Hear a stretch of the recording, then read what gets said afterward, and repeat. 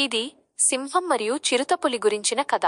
విశాలమైన ఆఫ్రికా సవన్నాలో ఎండ తీవ్రంగా ప్రకాశిస్తూ గడ్డి మైదానాలు ఊగిసలాడుతున్నాయి. అక్కడే సింహం, సింబా మరియు చిరుతపులి చీతా నివసిస్తున్నారు. సింబా అతని ఘనమైన మేనంతో మరియు బలమైన గర్జనతో సవన్నా యొక్క అనధికారిక రాజు.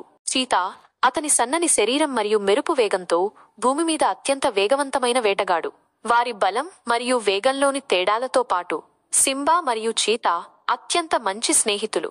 వారు కలిసి పెరిగారు, ఎత్తైన గడ్డి మైదానాలలో ఆడుకున్నారు మరియు నక్షత్రాల కింద కథలు పంచుకున్నారు. సింబా చీతా యొక్క చురుకుదనం మరియు వేగాన్ని మెచ్చుకుంటాడు, అయితే చీతా సింబా యొక్క బలం మరియు ధైర్యాన్ని గౌరవిస్తాడు.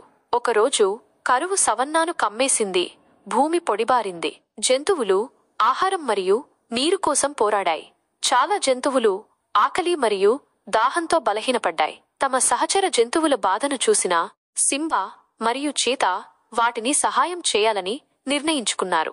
సింబా అతని బలం మరియు నాయకత్వంతో జంతువులను కలిపి నీరు మరియు ఆహారం లభించే రహస్యమైన ఒయాసిస్కు తీసుకెళ్లాడు. చీతా అతని వేగం మరియు చురుకుదనంతో ఆకలితో ఉన్న నోళ్లను తీర్చడానికి తాజా మాంసం కోసం వేటాడాడు.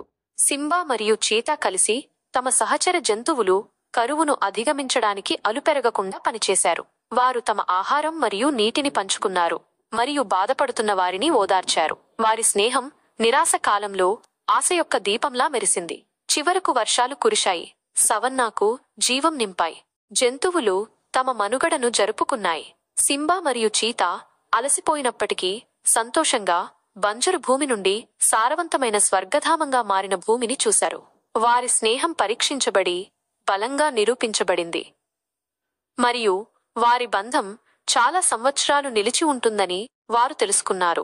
సింబా మరియు చీతా సవన్నాను పాలించడం కొనసాగించారు, శత్రువులుగా కాదు, స్నేహితులుగా.